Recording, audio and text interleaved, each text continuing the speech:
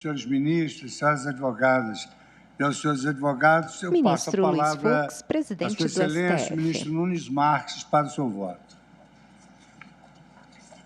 Senhor presidente, senhoras ministras, senhores ministros, senhor Procurador-Geral da Ministro República, Nunes Marques fala senhor por Advogado-Geral da União, videoconferência. senhores Ao fundo, advogados, parede senhora branca. O secretária da ministro tem pele sessão, clara, meu boa cabelos tarde a todos. curtos, castanhos Quero registrar, presidente, antes de mais nada, e meu usa pleito toga de preta por cima do reconhecimento terno ao escuro, valoroso camisa e voto do gravata eminente azuis. relator e aproveitar o ensejo para No canto parabenizar Sua direito Excelência inferior, a pela intérprete de riqueza do Libras. conteúdo que Plenário do STF julga recurso que discute o apresentou marco seu voto, né, temporal que tanto para a engrandece demarcação de terras a indígenas. riqueza dialética e engrandece essa corte. A Fundação Nacional do Índio interpôs recurso extraordinário com repercussão geral reconhecida nos termos do artigo 102-A da Constituição Federal, contra acórdão do Tribunal Regional da 4ª Região, confirmada em sede de embargos de declaração. Assim, administrativo, reintegração de usada pela Fátima em face de indígenas, Reserva, Ibirama, Laclanil. Regularização da área em andamento, ausência de conexão com a originária proposta do Supremo Tribunal Federal, manutenção/reintegração concedida. Inexiste conexão entre a presente ação e a ação civil originária 1100, que se encontra em trâmite perante o Egrégio Supremo Tribunal Federal. A liquidação questiona a portaria número 1128 de 2003 do Ministro da Justiça, acerca da demarcação dos limites da reserva indígena de Ibirama-Laclanil. E a presente ação busca a reintegração de posse da área pertencente à 2. A União é parte passiva legítima em ação que discute posse sobre área também em demarcação de reserva. 3.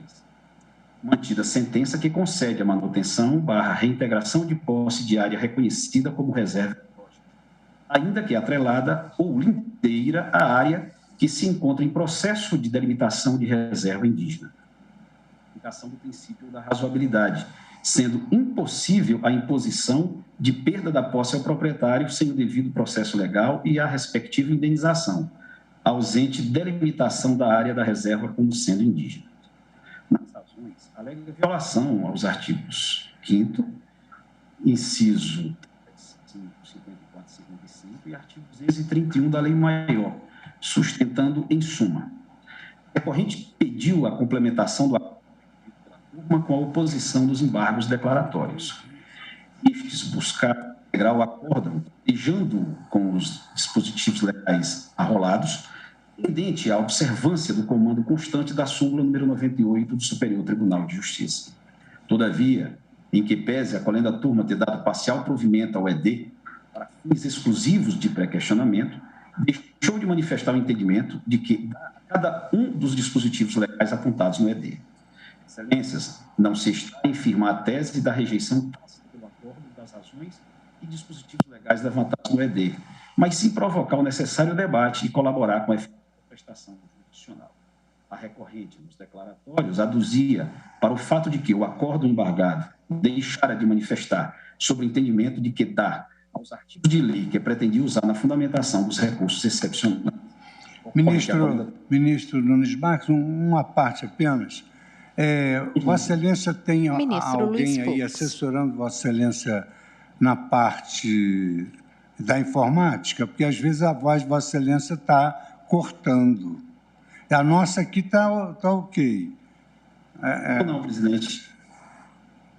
Então vamos na intuição, vamos continuar. Não está audível o som? Às vezes o som vai e volta. E às vezes fica tão baixo que eu não consigo escutar, não sei os outros. Talvez. Eu estou ouvindo, ministro Cássio. Não, nós estamos ouvindo, mas tem horas que aqui falha.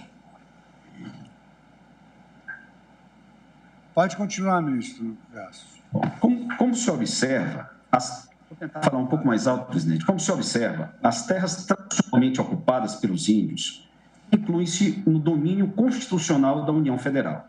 As áreas por elas abrangidas, alienáveis, indisponíveis e insuscetíveis de prescrição aquisitiva.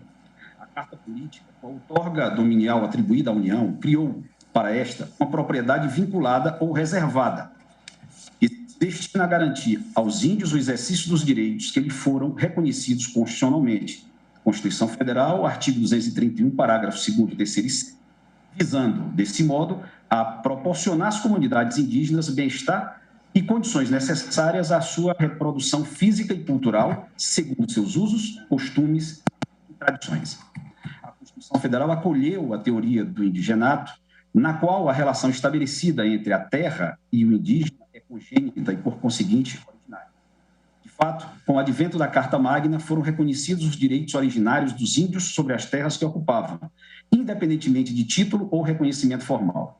Dentro deste contexto, o processo de demarcação das terras indígenas em si não possui natureza constitutiva, mas sim declaratória, com o desiderato de delimitar espacialmente os referidos territórios, possibilitando o exercício das prerrogativas constitucionais atribuídas aos índios.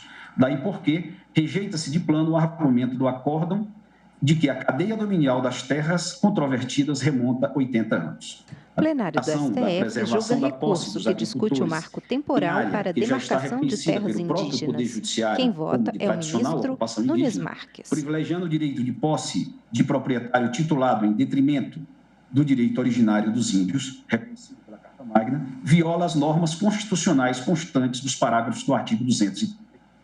O direito dos indígenas sobre as áreas tradicionalmente ocupadas é imprescritível, sendo tais terras inalienáveis e indisponíveis nos termos do parágrafo 4º do artigo 231 da Constituição Federal.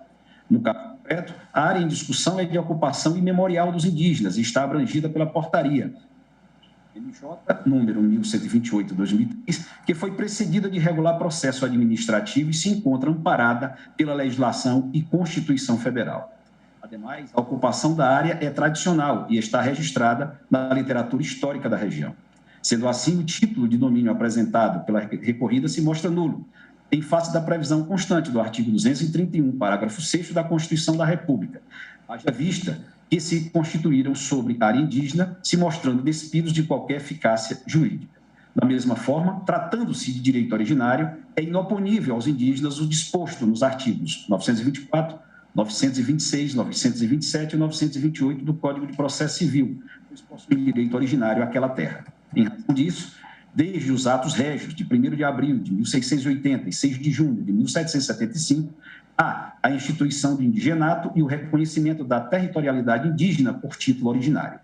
Sendo assim, as terras ocupadas pelos indígenas não poderiam ter sido consideradas devolutas pelas disposições da Lei 601 de 1850, Lei de Terras, nem por sua subsequente regulamentação. Com efeito, quando as terras devolutas passaram à titularidade dos estados, podendo ser por eles destinadas à livre alienação, por força do artigo 64 da Constituição de 1891, adveio a possibilidade jurídica de imposição de idêntico regime às terras indígenas, tendo em vista o domínio por título. Em pauta, recurso extraordinário 1017-365, FUNAI contra IMA, de Santa Catarina. Plenário do STF julga recurso que discute o marco temporal para a demarcação de terras indígenas. Biológica Estadual Sassafrás. A área teria sido invadida em 13 de janeiro de 2019 por cerca de 100 índios, os quais abriram picadas e montaram barracas no local. A sentença confirmou a medida cauteladora concedida e julgou procedente o pedido sob o seguinte fundamento. A autora comprovou a propriedade das glebas invadidas pelos silvícolas por intermédio de certidão do registro de imóveis da comarca de Itaiópolis, Santa Catarina, folhas 11 e 12, e o efetivo exercício da posse sobre a área, para fins de preservação ambiental, fato esse, ademais, não impugnado pelos réus. Do relatório de folhas 16 e 17, datado de 9 de fevereiro de 2009, dessai que estão acampados na área nos autos grande número de índios provenientes da terra indígena Laclanhô e brancos, responsáveis pelo corte e retirada de madeira nativa com uso de motocicletas. As fotografias das folhas 144 e 149, datadas de 30 de 7 de 2009, retratam árvores derrubadas e cortadas e barracas montadas na terra da autora. Outro sim, não há elementos que permitam inferir que as terras referidas na petição inicial sejam tradicionalmente ocupadas pelos índios, na forma do artigo 231 da Constituição da República, máximo porque quem as vem ocupando, ainda atualmente, para fins de preservação ambiental, como visto, é a parte autora.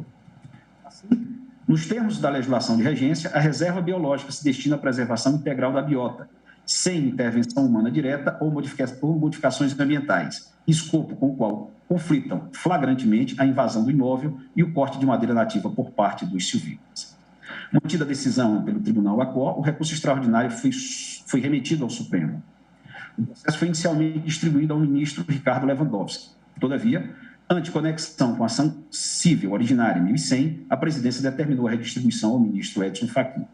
Este tribunal, por unanimidade, reputou constitucional a controvérsia e reconheceu a repercussão geral da questão suscitada em acórdão assim emendado. Constitucional administrativo, posse indígena, terra ocupada tradicionalmente por comunidade indígena, possibilidades do artigo 231 da Constituição da República, tutela constitucional do direito fundamental indígena às terras de ocupação tradicional.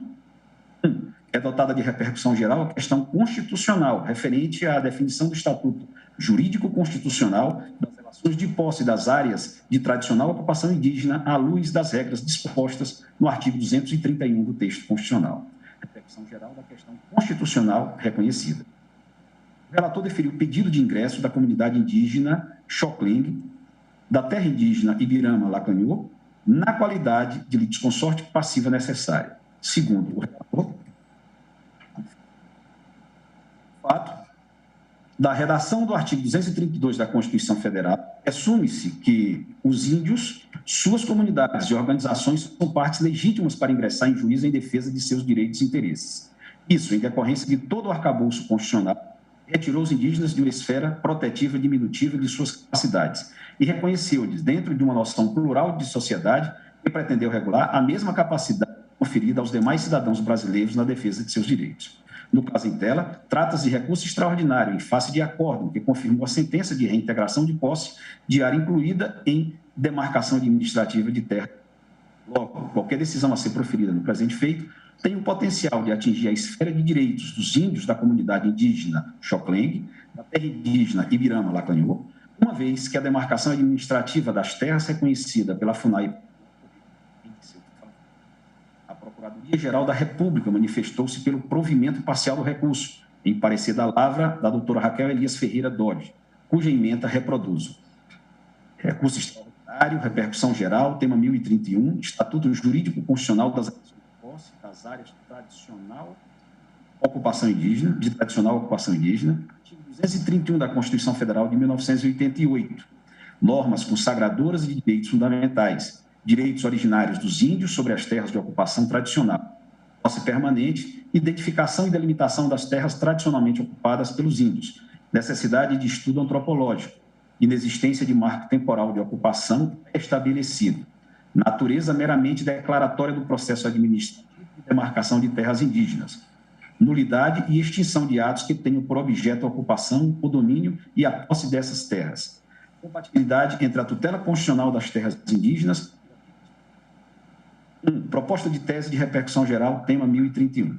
A proteção da posse permanente dos povos indígenas sobre suas terras de ocupação tradicional depende da conclusão de processo administrativo demarcado e não se sujeita a um marco temporal de ocupação estabelecido. O artigo 231 da Constituição Federal reconhece os direitos sobre essas terras, cuja identificação e delimitação deve ser feita por meio de estudo antropológico, o qual é capaz, por si só, de atestar a tradicionalidade da ocupação segundo os parâmetros constitucionalmente fixados e de evidenciar a nulidade de quaisquer atos que tenham por objeto a ocupação, o domínio e a posse dessas áreas. Parecer pelo provimento parcial do recurso extraordinário quanto à alegada ofensa do artigo 231, caput, parágrafos da Constituição Federal. Em 6 de maio de 2020, o eminente relator, com base no artigo 1035, parágrafo 5º do Código de Processo Civil, determinou a suspensão nacional dos processos judiciais, notadamente ações possessórias, anulatórias de processos administrativos de demarcação, bem como os recursos vinculados a essas ações, sem prejuízo dos direitos territoriais dos povos indígenas, modulando o termo final dessa determinação a ocorrência do término da pandemia da Covid-19 ou do julgamento final da repercussão geral no recurso extraordinário 1017-365, tema 1031, o que ocorrer por último, salvo ulterior decisão em sentido diverso. No dia 8 seguinte, deferiu tutela provisória incidental para Suspender todos os efeitos do parecer 001/2017, GAB-CGU-AGU, até o final do julgamento de mérito do RE 1.017.365, tema 1031, já submetido à sistemática da repercussão geral pelo STF. Constou do pronunciamento de Sua Excelência ainda. De consequência, determina a FUNAI que se abstenha de rever todo e qualquer procedimento administrativo de demarcação de terra indígena, com base no parecer número 001/2017, GAB-CGU-AGU, até que seja julgado o tema 1031. De imediato, determina a inclusão em plenário virtual por votação assíncrona para exame do referendo liminar. Iniciado o julgamento do plenário virtual, o ministro Alexandre de Moraes, em 25 de maio de 2020, destaque do feito. Foram admitidas na condição de amici curiae as seguintes entidades: Conselho Indigenista Missionário, Conselho Nacional de Direitos Humanos, FIAM Brasil, Instituto Socioambiental, ISA, Indigenistas Associados, INA, Fundação Luterana de Diaconia, FLD, Conselho Indígena de Roraima, Coordenação das Organizações Indígenas da Amazônia Brasileira, COIAB, Confederação da Agricultura e Pecuária do Brasil, CNA, Movimento Unido dos Povos e Organizações Indígenas da Bahia, MUPOPA, Ati, Guaçu, Caiová, Guarani e Conselho do Povo Terena, Em pauta, recurso extraordinário 1017-365, FUNAI contra a IMA de Santa Catarina. Quem vota é o ministro Nunes Marques. Defensoria Pública da União, Povo da Terra Indígena Passo Grande do Rio Forquilha, Povo da Terra Indígena Candóia, Povo da Terra Indígena Rio dos Índios, Povo da Terra Indígena Votu, Povo da Terra Indígena Gojiju, Povo da Terra Indígena Gojiveso, Povo da Terra Indígena Acampamento Ceasa, Povo da Terra Indígena Campo do Meio, Povo da Terra Indígena Caraizinho, Povo da Terra Indígena Mato Castelhano, Povo da Terra Indígena de Segu, Povo da Terra Indígena Araçaí, Povo da Terra Indígena de Palmas e Povo Indígena do Toldo do Pinhal. Articulação dos Povos Indígenas do Brasil, Rede Sustentabilidade e deputada Joênia Batista de Carvalho, Comissão Guarani e Virarupa, CGI, Rede Eclesial Panamazônica, REPAM, Brasil, Associação Brasileira dos Produtores de Soja, a ProSoja, Sociedade Rural Brasileira, SRB, Greenpeace Brasil, Associação Brasileira de Antropologia, Federação de Agricultura e Pecuária do Estado Mato Grosso do Sul, Sindicato Rural de Antônio João, Mato Grosso do Sul, Associação do Indígena Craô Canela, Povo Craô da Caiuara, União das Aldeias Apinagé, Pepchá e Povo Tapuia, Confederação Nacional dos Bispos do Brasil, Povo Indígena Apanjecrá, Canela, Povo Indígena Memortumbré, Povo Indígena Acroá, Gamé, Organização Nacional de Garantia ao Direito de Plenário do STF julga recurso que discute o marco temporal para a demarcação de terras indígenas. Comunidade Indígena do Povo Xacriabá, Associação dos Criadores de Mato Grosso, Conectas Direitos Humanos, Universidade Federal de Pernambuco, Federação do Povo Unicuim, do Estado do Acre, Estado de Mato Grosso do Sul, Sindicato Rural de Carapó, Mato Grosso do Sul, Estado do Amazonas, Movimento de Defesa da Propriedade e Dignidade de Justiça Social, DPD, Município de Cunhamporã e Município de Saudades e a Federação de Agricultura do Estado do Paraná. É o relatório. Preliminarmente, no tocante à suposta violação ao artigo 5º, incisos 35, 54 e 55, alegação de negativa de prestação jurisdicional, conforme ficou consignado no acórdão de reconhecimento da Constituição Federal, o plenário já afirmou tese sobre essa sistemática, no sentido de o artigo 93, inciso 9 da Constituição Federal exigir a fundamentação, ainda que sucinta, de acórdão ou decisão, sem obrigar o exame pormenorizado de cada uma das alegações ou provas, nem a correlação da premissa adotada. Questão de ordem na repercussão geral do agravo de instrumento, 791.292 plenário, relator, ministro Gilmar Mendes, publicado no Diário de 13 de agosto de 2010. Dessa forma, rejeito a preliminar. Situação dos índios no Brasil. Índio pode ser entendido como qualquer membro de uma comunidade indígena reconhecido como tal por ela. As palavras de José Afonso da Silva. O sentimento de pertinência a uma comunidade indígena é que identifica o índio. A dizer, é índio quem se sente índio. Essa autoidentificação se funda no sentimento de pertinência a uma comunidade indígena e a manutenção dessa identidade étnica, fundada na comunidade, na continuidade histórica do passado colombiano, que reproduz a mesma cultura, constitui um critério fundamental para a identificação do índio brasileiro. Segundo o princípio integracionista, índios são pessoas não evoluídas pertencentes a populações em estágios menos civilizados. Por isso, o Estado tem o dever de buscar integrá-los à sociedade não indígena. Embora já tenha sido adotada em nosso ordenamento jurídico, essa perspectiva foi abandonada com o advento da Constituição de 1988 e o reconhecimento da teoria da relatividade das culturas, com base na qual as comunidades indígenas devem ser reconhecidas como realidades culturalmente diferentes. De modo algum, representam um estágio inicial da evolução e sim, ao contrário, que possuem formas próprias de organização e de desenvolvimento. Assim, a partir da teoria da relatividade cultural, que mais tarde, durante a década de 1980, se impôs no Brasil, a diversidade é compreendida como um enriquecimento cultural. Cabe advertir que a preservação da cultura indígena não pressupõe a manutenção de certo isolamento dessas comunidades, podendo seus membros ter acesso a todas as comodidades do mundo moderno. O que se proíbe é a introdução forçada da cultura não indígena, conforme bem expôs Edilson Vitorelli Diniz Lima, que assevera.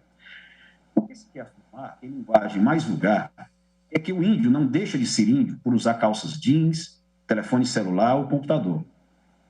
O que o caracteriza como índio, conforme será bem mais explicitado ao longo do texto, é o pertencimento a um grupo culturalmente diferenciado do meio que o circunda, não a utilização de tangas e pinturas ao invés de aparelhos eletrônicos e roupas em escala. Antes mesmo da chegada dos portugueses à América, em 1500, diversos povos indígenas já habitavam o Brasil, cada qual com cultura, religião e costumes. Viviam basicamente da caça, pesca e agricultura. O contato com a natureza era irrestrito, uma vez que dependiam dela para quase todas as tarefas cotidianas. Com o avanço da colonização para o interior do país, esses grupos foram perdendo autodeterminação e controle das terras. Muitos membros das aldeias foram extintos em guerras e conflitos armados ou acometidos de doenças disseminadas pelos europeus. Mais recentemente, segundo dado apresentado pela FUNAI, o percentual de indígenas em relação à população total brasileira saltou de 0,2% em 1991 para 0,4% em 2000, totalizando 734 mil indivíduos. O aumento anual de 10,8% ultrapassou a média de crescimento dos demais grupos, que é de 1,6%. Apesar dos avanços verificados nas últimas décadas, a situação desses povos ainda é preocupante no Brasil. A pobreza, o preconceito e a discriminação marcam sua existência. A escassez de alimentos, o desmatamento desenfreado e a expansão das cidades sobre as florestas são fatores que os levam a migrar. Em 2010, dos 817.963 índios que habitavam o país, 315.180 já se encontravam em cidades, como indicou o censo demográfico realizado pelo IBGE naquele ano. Embora as condições de vida nas cidades sejam melhores, a maioria dos índios sofre com a falta de emprego, de renda e de acesso a serviços públicos de saúde, educação, lazer e cultura. Já nas aldeias, a assistência precária oferecida pelo Estado é pressionada ante a crescente onda de invasões, o que obriga as comunidades a enfrentarem elas mesmas o avanço de garimpeiros e grileiros. Assim, para manter as referências culturais, os indígenas são obrigados a viver em constante movimento de resistência. Posse das terras indígenas. A posse das terras tradicionalmente ocupadas é ponto central na luta dos povos indígenas, na medida em que intrinsecamente relacionada à sobrevivência física e cultural. Disciplinada na Constituição Federal, diferencia-se da posse civil regulamentada pelo Código Civil. A posse civil, baseada na teoria objetiva de Ehring, é o exercício de fato, pleno ou não, de algum dos poderes inerentes à propriedade, artigo 1196 do Código Civil. consiste na exteriorização fática da propriedade, ou seja, é situação reconhecida pelo direito que se traduz no poder de uma pessoa gozar, usufruir e reivindicar algo. Já a posse indígena não corresponde ao simples poder de fato sobre uma coisa para a sua guarda e uso, com o consequente ânimo de tê-la como própria. É instituto constitucional embasado na ancestralidade e na valorização da cultura indígena, cuja função é manter usos, costumes e tradições. Portanto, não se centra em um indivíduo, mas no grupo, na comunidade. A Constituição Federal, no parágrafo 1º do artigo 231, trata o assunto de forma ampla. Eis o dispositivo. Terras tradicionalmente ocupadas pelos índios, por eles habitadas em caráter permanente, as utilizadas para suas atividades produtivas, as imprescindíveis à preservação dos recursos ambientais necessários a seu bem-estar e as necessárias à sua reprodução física e cultural, segundo seus usos, costumes e tradições. Evolução histórico-legislativa da posse indígena sobre as terras que os índios tradicionalmente ocupam. O alvará de 1º de abril de 1680, o primeiro documento legislativo a reconhecer a posse dos índios sobre as terras que tradicionalmente ocupam. Ao cuidar das sesmarias concedidas pela coroa, ressalvou os direitos dos índios. Para que os índios gentios que assim descerem e os mais que há de presente, melhor se conservem nas aldeias, e por bem que senhores de suas fazendas, como o são no sertão, sem lhes poderem ser tomadas, nem sobre elas se lhes fazer moléstia. E o governador, com parecer dos ditos religiosos, assinará aos que descerem do sertão, lugares convenientes para neles lavrarem e cultivarem, e não poderão ser mudados dos ditos lugares contra sua vontade, nem serão obrigados a pagar foro ou tributo algum das ditas terras, que ainda estejam dados em sesmarias e pessoas particulares, porque na concessão destas se reserva sempre o prejuízo de terceiros, e muito mais se entende, e quero que se entenda ser preservado o prejuízo e direito dos índios primários e naturais senhores dela. A Lei Imperial de Terras, número 601 de 1850, no artigo 72, ao delimitar as atribuições da repartição geral das terras públicas, reservou as terras dos aldeamentos indígenas da seguinte forma, artigo 72. Serão reservadas as terras devolutas para a colonização e aldeamento de indígenas para a demarcação de terras indígenas. Quem vota é o ministro Nunes Marques. 5. As terras reservadas para a colonização de indígenas e para eles distribuídas são destinadas ao seu usufruto, não podendo ser alienadas enquanto o governo imperial, por ato especial, não lhes conceder pelo gozo delas, por assim o permitir o seu estado de civilização. A Constituição Federal de 1891 manteve os termos estabelecidos na Lei Imperial de 601 de 1850, conforme se depreende do artigo 83. Artigo 83 continua em vigor enquanto não revogadas as leis do antigo regime, no que explicitamente não for contrário ao sistema de governo firmado pela Constituição e aos seus princípios nela consagrados. A Carta de 1934 consagrou o direito dos povos indígenas à posse de suas terras, sendo seguida pelas demais constituições brasileiras até a de 1969, conforme se observa dos seguintes dispositivos. Constituição Federal de 1934, artigo 129. Será respeitada a posse de terras de silvícolas que nela se achem permanentemente localizadas, sendo-lhes, no entanto, vedado aliená-las. Constituição Federal de 1937, artigo 154. Será respeitada aos silvícolas a posse da terra em que achem localizados em caráter permanente, sendo-lhes, porém, vedada a alienação das mesmas. Constituição Federal de 1946, artigo 216. Será respeitada aos silvícolas a posse das terras onde se achem permanentemente localizados, com a condição de não a transferirem. Constituição Federal de 1967, artigo 186. É assegurada aos silvícolas a posse permanente das terras que habitam e reconhecido o seu direito ao usufruto exclusivo dos recursos naturais e de todas as utilidades nelas existentes. Constituição Federal de 1969, artigo 198. As terras habitadas pelos silvícolas são inalienáveis nos termos que a lei federal determinar, a eles cabendo a sua posse permanente e ficando reconhecido o seu direito ao usufruto exclusivo das riquezas naturais e de todas as utilizadas nelas existentes. Parágrafo 1º. Ficam declaradas a nulidade e a extinção dos efeitos jurídicos de qualquer natureza que tenham por objeto o domínio, a posse ou a ocupação de terras habitadas pelos silvícolas. A Constituição Federal de 1988 avançou na proteção dos povos indígenas, assunto tratado em vários dispositivos, notadamente no artigo 231. São reconhecidos aos índios sua organização social, costumes, línguas, crenças e tradições, e os direitos originários sobre as terras que tradicionalmente ocupam, competindo à União demarcá-las, proteger e fazer respeitar todos os seus bens. Parágrafo 1º.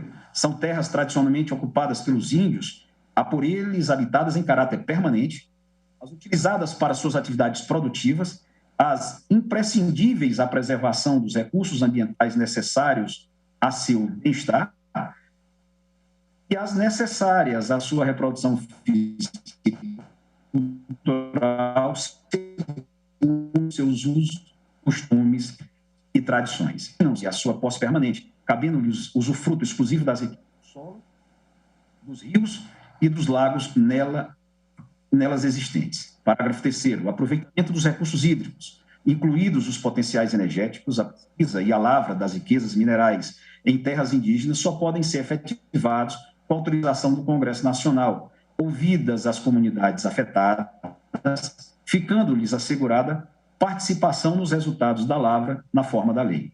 Parágrafo 4º. As terras de que trata este artigo são inalienáveis e indisponíveis, e os direitos sobre elas imprescritíveis.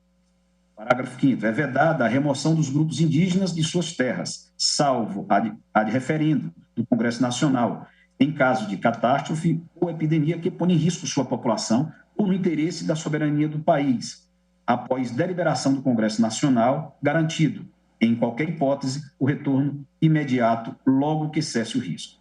Parágrafo 6º. São nulos, extintos, não produzindo efeitos jurídicos, os atos que tenham por objeto a ocupação, domínio e a posse das terras a que se refere este artigo, ou a exploração das riquezas naturais do solo, dos rios e dos lagos nela existentes, ressalvado o relevante interesse público da União, segundo o que dispuser a lei complementar, não gerando nulidade e a extinção, direito à indenização ou a ações contra a União, salvo na forma da lei, quanto às benfeitorias derivadas da ocupação de boa-fé.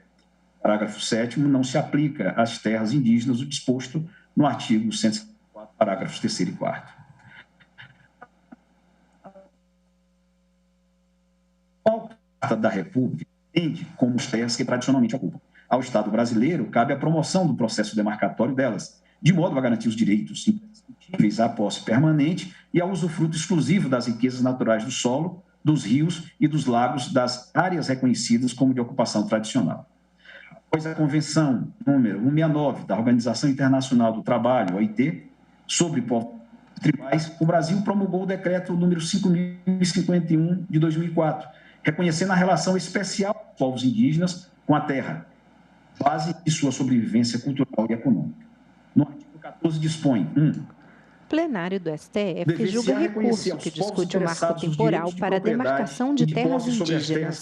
Quem fala é o ministro Nunes Marques. Apropriados deverão ser adotadas medidas para salvaguardar o direito dos povos interessados de utilizar terras que não estejam exclusivamente ocupadas por eles, mas às quais tradicionalmente tenham tido acesso para suas atividades tradicionais e de subsistência. Nesse particular, deverá ser dada especial atenção à situação dos povos nômades e dos agricultores itinerantes. Os governos deverão adotar as medidas que sejam necessárias para determinar as terras e os povos interessados que ocupam tradicionalmente e garantam a proteção efetiva dos seus direitos de propriedade e posse. Deverão ser instituídos procedimentos adequados no âmbito do sistema jurídico nacional para solucionar as reivindicações de terras formuladas pelos povos interessados. Senhor presidente, o próximo capítulo, em que pese tratar da teoria do indigenato, do fato indígena, que é o marco temporal, e do renitente esbulho, eu já faço incursões acerca do mérito e peço autorização de Vossa Excelência e a licença da Corte, já que é um capítulo mais longo, para prosseguir na próxima sessão, para evitar a interrupção no meio da análise do fundo de direito.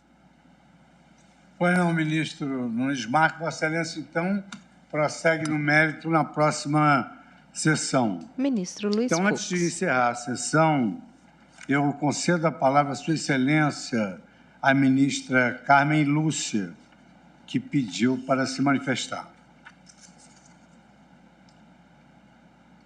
Som.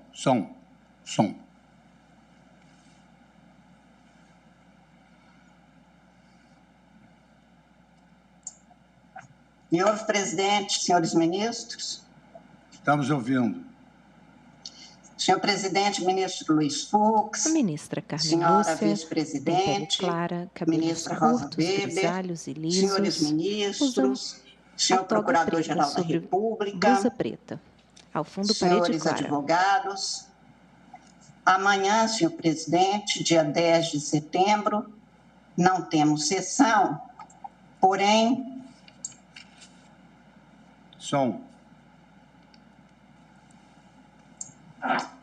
Amanhã, dia 10 de setembro, presidente, completa-se um ano desde a posse de Vossa Excelência. Na cadeira de presidente julga deste recurso Supremo que Tribunal discute Federal. marco temporal para a demarcação de E eu terras não queria indígenas. deixar passar, portanto, sem uma menção expressa, acho que necessária, desta data. É um ano de calendário, mas seria uma vida se fosse para ser contada. Um tempo nada fácil, tranquilidade não é nome que se usa para esses dias, mas Vossa Excelência tem a força adequada para a demanda deste tempo. Tempestade não é para timoneiro fácil, presidente, nem para timoneiro fraco.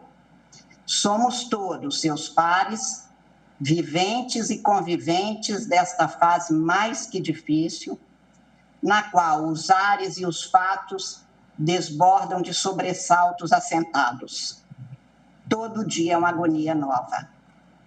Somos testemunhas, contudo, da força de Vossa Excelência, da sua atuação, da intrépida ação democrática e da atuação imediata, séria e competente de Vossa Excelência nos trabalhos desta casa.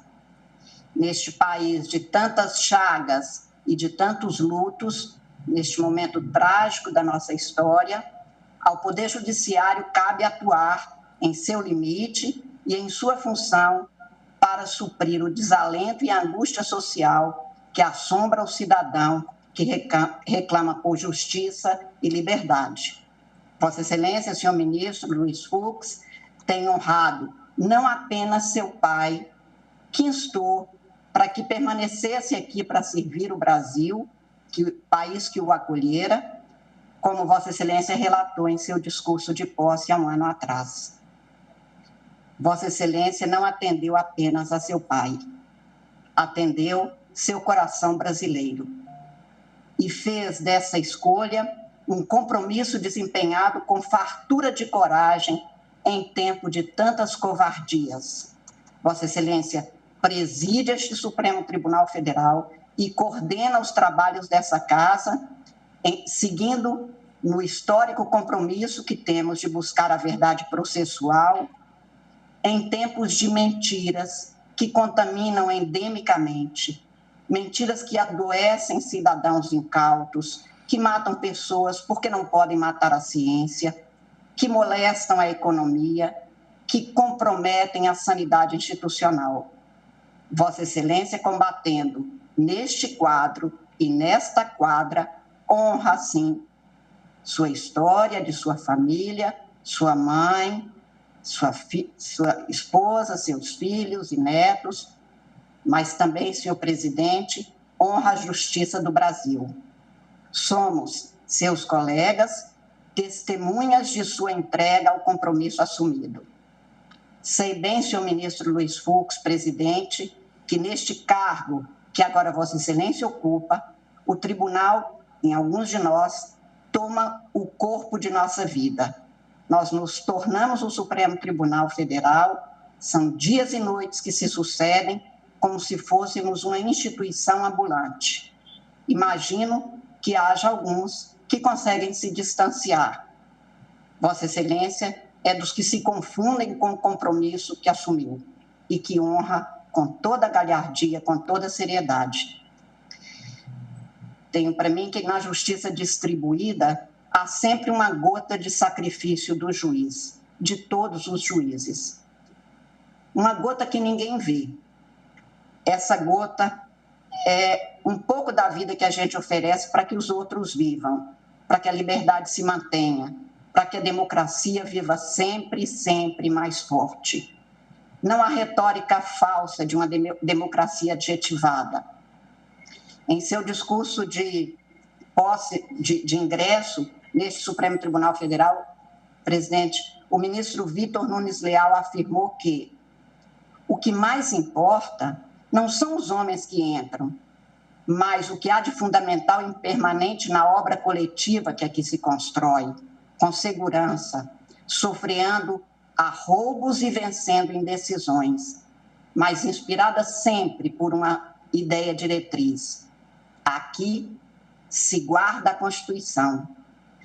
Esta é a sagrada tarefa do Supremo Tribunal Federal. A Constituição, dizia Vitor Nunes Leal, não é apenas um livro que se conserva na vitrine simbólica. É o princípio, a chama, o ideal que dá vida, que traz fulgor, que comunica a substância humana ao papel insensível. Democracia é compromisso, digo eu.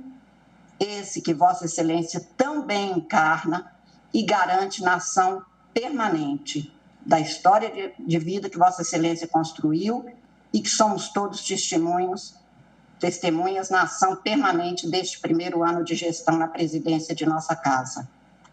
Ao Supremo Tribunal Federal, presidido por Vossa Excelência, contando com a vice-presidência da nossa querida ministra Rosa Weber, cabe, neste momento, garantir o efetivo cumprimento da Constituição Democrática de Direito de uma sociedade que se impõe seja justa, livre e solidária. Sob a presidência de Vossa Excelência, este Supremo vem atuando para que se cumpra a ordem constitucional garantidora de uma sociedade pluralista, não unitarista. Não uma sociedade que alguns feixes cívicos sobreponham-se e imponham-se como se fossem todos. Atos de afronta à autoridade de decisões judiciais não se voltam singelamente contra o Supremo Tribunal Federal, voltam-se contra a democracia, aqui ou em qualquer lugar do planeta, como lembra sempre o ministro Roberto Barroso. Não se afronta a autoridade do judiciário, afronta-se a autoridade de constituições, e que não se tenha o desplante de chamar alguém de democracia adjetivada, o que democracia não é. E eu lembro, presidente, que ao receber a ordem de prisão, o grande, inesquecível brasileiro, Sobral Pinto, afirmou para aquele que o prendia, aspas, em nome da democracia à brasileira. Sobral Pinto respondeu, eu conheço Peru a brasileira. Democracia com adjetivo não é democracia. Para honrar os que vieram antes de nós, que lutaram por nós, aos que vierem depois de nós, somos, no Supremo Tribunal, sob a presidência de Vossa Excelência e com Vossa Excelência, juntos, sempre, juízes que juraram cumprir a Constituição do Brasil e guardá-la em seus termos para todos os brasileiros. Não trair o juramento que fizemos é honrar a história, comprometer-se com a pátria que é de todos, que não tem donos, nem feixes de gentes a impor vontades, mas que teremos de sempre pensar em respeitar todos os cidadãos e todas as instituições. Principalmente nós, juízes, devemos e cumprimos nosso dever de fazer garantir as liberdades para assegurar a democracia. Esta nossa função, esta nossa busca permanente, o nosso dever. A saudar a despedida do ministro Celso de Mello, lembrava ao nosso decano de então que democracia pede desassombro, tolerância e respeito. A firmeza exigida para que todos respeitem todos, fazendo valer a Constituição democrática e a lei. E esta firmeza, presidente, Vossa Excelência tem como predicado, ostentando com abundância. Juntamente com a vice-presidente, a querida ministra Rosa Weber, Vossa Excelência ajuda objetivamente a construir o Brasil que lutou e realizou na Constituinte de 87 e 88, o Brasil que se projeta democrático, plural, igualitário e libertador. Somos um tribunal. Nenhum juiz atingido aqui no desempenho de seu cargo é atingido isoladamente. Qualquer afronta atinge todos. O trabalho é de todos porque somos um Supremo Tribunal. Sob a presidência de Vossa Excelência persistimos, porque a justiça é permanente e necessária e o Brasil é mais que uma pessoa ou um ato de voluntarismo. Eu deixo aqui, senhor presidente, os meus parabéns a Vossa Excelência por tudo que representa a vida, mas principalmente por este ano, na presidência da Casa, juntamente com a ministra Rosa Weber, a quem também abraço ainda aqui de longe, desejando sempre que as suas qualidades continuem a se espraiar nas ações que são levadas a efeito e que servirão sempre de exemplo para que se registre na história que este Supremo Tribunal Federal não se destrói, não se verga, não se fecha, porque ele é a projeção da justiça. E a justiça é permanente porque é uma das faces da humanidade. E a humanidade não tem fechadura. Mais uma vez, parabéns. Muito obrigada pela palavra, senhor presidente. Muito obrigado, ministra Carmen Lúcia. Com muita emoção, desvanecimento, Ministro Luiz Fux. Essa surpreendente homenagem de Vossa Excelência. Eu sempre tive em mente aquela velha passagem... Presidente, acho que o procurador-geral pediu a palavra e Vossa Excelência não viu, como não tinha me visto no início. Ministra Carmen Lúcia. Desculpa, presidente. Por força da emoção, doutor Augusto Aras, me perdoe, viu, procurador-geral. Vossa Excelência tem a palavra. Excelente. Obrigado, presidente. Cumprimento Vossa Excelência, presidente da Suprema Corte Brasileira, a ministra Rosa Weber, vice-presidente, a ministra Carmen Lúcia, procurador-geral da acaba de fazer esta belíssima saudação. Ao fundo, à esquerda, a bandeira do Brasil e à direita do Ministério Público. Senhores advogados presentes, além de um quadro ao centro. Servidoras e servidores. Senhor presidente, procurador tem pele clara, cabelos, barba e bigode grisalhos.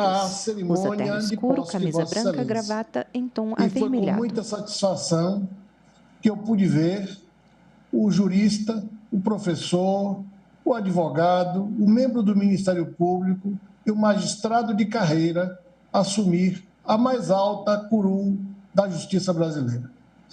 E, com isso, o meu sentimento inabalável diante de um quadro de pandemia assoladora, de um quadro de instabilidades distintas geradas por forças distintas, vimos e vemos Vossa Excelência com a inabalável fortaleza de um samurai. Vimos Vossa Excelência e vemos nos últimos dias enfrentando e junto com o Ministério Público, coordenando muitas ações que jamais serão sequer objeto de compreensão de tantos que esperam da Casa da Justiça e do próprio Ministério Público a paz e a harmonia sociais. Vossa Excelência, com a parcimônia de sempre e com a autoridade que lhe é peculiar, tem falado ao povo brasileiro acerca daquilo que é da alma de nós todos. A democracia, a liberdade, o respeito à diversidade, a tolerância e, acima de tudo, o amor à pátria. São valores que Vossa Excelência tem revelado no dia a dia, em meio a tantas tormentas. Sou daqueles, senhor presidente, que acredita que As velas, quando vão ao mar, muitas vezes, elas se fortalecem para que nas tempestades elas resistam às mais fortes lufadas de vento. Como dizia José Saramago na sua crônica da Ilha Desconhecida. Vossa Excelência, com a leveza também de um samurai, tem demonstrado como enfrentar as tormentas na presidência do Poder Judiciário brasileiro e que nós temos, ao lado da cadeira de Vossa Excelência, buscado contribuir modestamente para que a sociedade brasileira e o Estado mantenham um grau de estabilidade institucional devida e adequada. Mas quero também dizer, presidente e senhores ministros, senhoras ministras, que um dia como esse, em que a ministra Carmen Lúcia fala em nome da Corte em homenagem a Vossa Excelência, merece toda a compreensão da importância de marcarmos esta data, que se fosse amanhã já seria Shabbat Shalom. Mas como é hoje, nós podemos aqui já falar de algo dito de forma muito romântica, como Antoine Exupéry, no Pequeno Príncipe, numa parte pouco lembrada no cotidiano. A necessidade de marcarmos os dias, os meses, os anos, as datas, para que os dias, os meses, os anos não sejam iguais, para que a memória fique indelevelmente registrada a este momento em que nós comemoramos a passagem de um ano da gestão de Vossa Excelência na presidência do Supremo Tribunal Federal do Brasil.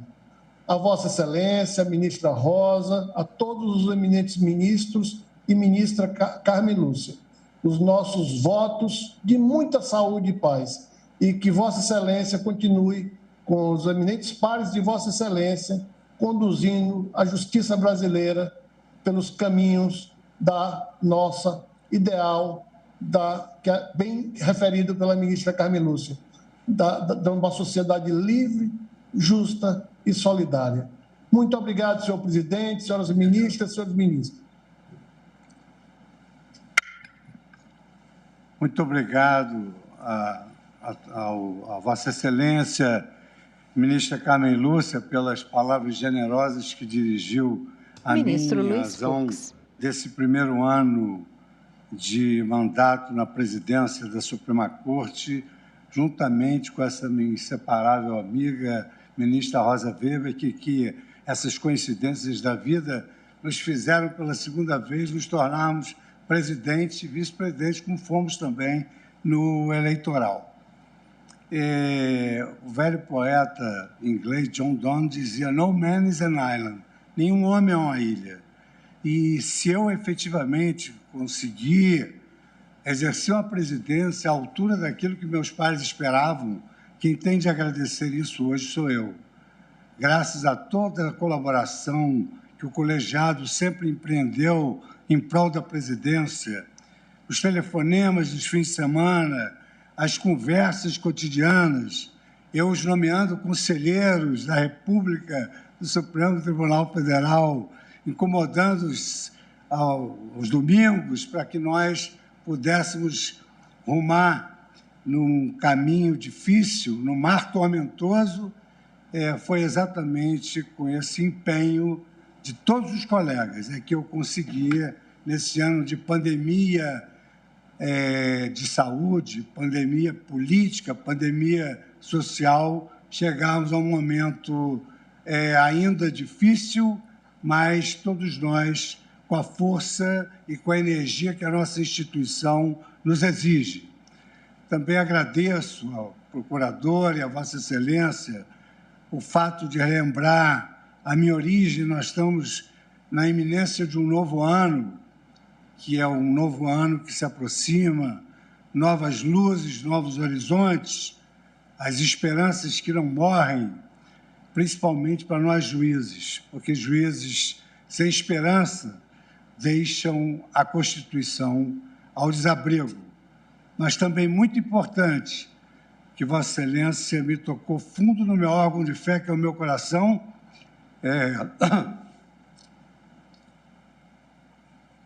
O ministro toma um gole de água. O maior legado que meu pai me deixou, que foi o amor ao nosso país. Por isso que, como forma de agradecimento, as palavras de Vossa Excelência, do ilustre procurador, agradecendo aos meus queridos pares, eu sempre gosto de dizer que eu tenho muito orgulho de ter nascido brasileiro e justo. Muito obrigado a todos por essas generosas palavras. E acredito que falei em meu nome e em nome da minha querida vice-presidente Rosa Weber. Com muita emoção, eu declaro encerrada a sessão.